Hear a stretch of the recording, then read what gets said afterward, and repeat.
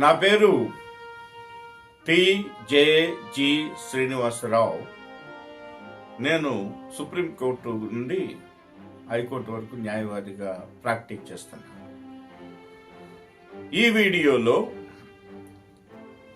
Volunteer వ్యవస్థ గురించి, వాలంటీర్లు తలపెట్టిన ఈ నెల 26వ తారీఖు నుండి వచ్చే నెల 2వ తారీఖు వరకు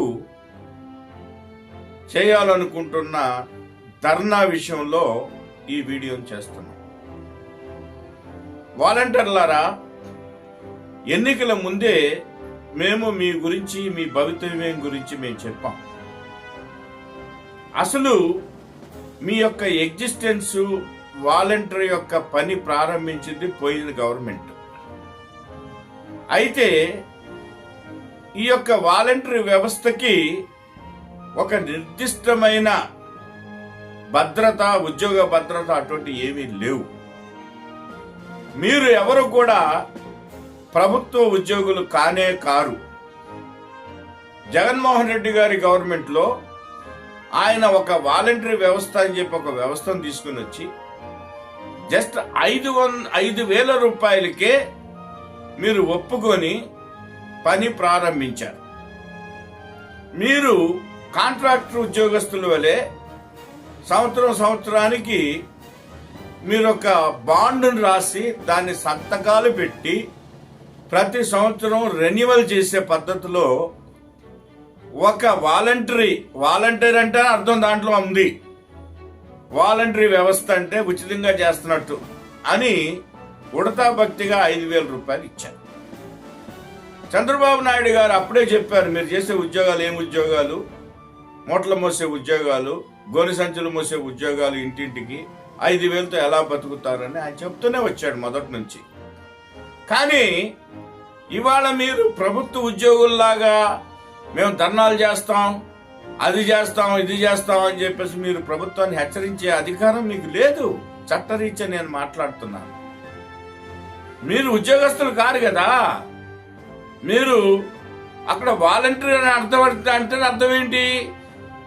స్వయంగా మీరే వెళ్ళి మీరు మీ యొక్క సర్వీసెస్ ఆఫర్ చేసినట్టు లెక్క. జగన్మోహన్ రెడ్డి గారు కూడా అప్పుడే చెప్పారు, ఏమనంటే ఎప్పుడు అవసరం రాకపోతే అప్పుడు తీసేస్తామని. దానికి మీరు ఇష్టపడ్డారు, కనుక్కోండి. మరొకటి ఏమిటంటే, మీరు 5,000 రూపాయలు ఆన్రోరిమ్ గాను, 200 రూపాయలు ఆయన సాక్షి పేపరు ప్రతి నెల మీకు ప్రతిరోజు మీ దగ్గర ఇంటికి వచ్చేటట్టుగా వేసేదానికి ఒప్పుకున్నారు. ఎప్పుడైతే ఆయన ఓడిపోయారో, ఓడిపోయిన మరుసటి రోజు నుంచే సాక్షి పేపర్ ఆగిపోయింది, 200 రూపాయలు అయిపోయింది. అదేవిధంగా ఆయన ఓడిపోయిన వెంటనే 5,000 రూపాయలు ఇవ్వడం కూడా జరగలేదు. అయితే మీ యొక్క వాలంటరీ పనిని ప్రస్తుత ప్రభుత్వం రెన్యువల్ చేయలేదు. ఇది చాలా ముఖ్యమైన అంశం. అదే ఇప్పుడున్న ప్రభుత్వం కానివ్వండి, ముఖ్యమంత్రి వర్యులు చంద్రబాబు నాయుడు గారు కానీ చాలా క్లియర్గా చెప్తున్నారు. అలాంటప్పుడు మేము రోడ్డు ఎక్కుతాం, ధర్నాలు చేస్తాం అని మీరు హెచ్చరించటం మరి న్యాయశాస్త్ర రీత్యా అది సబబు కాదు. రేపు అది పోలీసు వ్యవస్థ చేతిలో మీరు అనవసరంగా ఇబ్బందులు పడటం అనేది జరుగుతుంది. అందుకనే వాలంటీర్లారా, మీరు అటువంటి సాహసాలు, దుస్సాహసాలు చేయకండి. మీరు చేయదలుచుకుంటే జగన్మోహన్ రెడ్డి గారి క్యాంపు కార్యాలయానికి వెళ్ళండి. ఎందుకనంటే ఆయనే కదా ప్రారంభించింది, అది ఆయనే కదా మీకు 5,000 రూపాయలు చేస్తానని వాలంటీర్ వ్యవస్థ తెచ్చింది. ఆయన ఇంటికి వెళ్ళండి, వెళ్ళి మమ్మల్ని ఏం చేయమంటారని అడగండి, ప్రశ్నించండి, మీకు హక్కు ఉంది. తర్వాత ఆయన ఇంటికి వెళ్ళిపోయాడు కాబట్టి మమ్మల్ని కూడా ఇంటికి వెళ్ళిపోమంటారని అడగండి. అడిగితే ఆయన ఏం సమాధానం చెప్తాడో ఆయనే దానికి జవాబుదారి.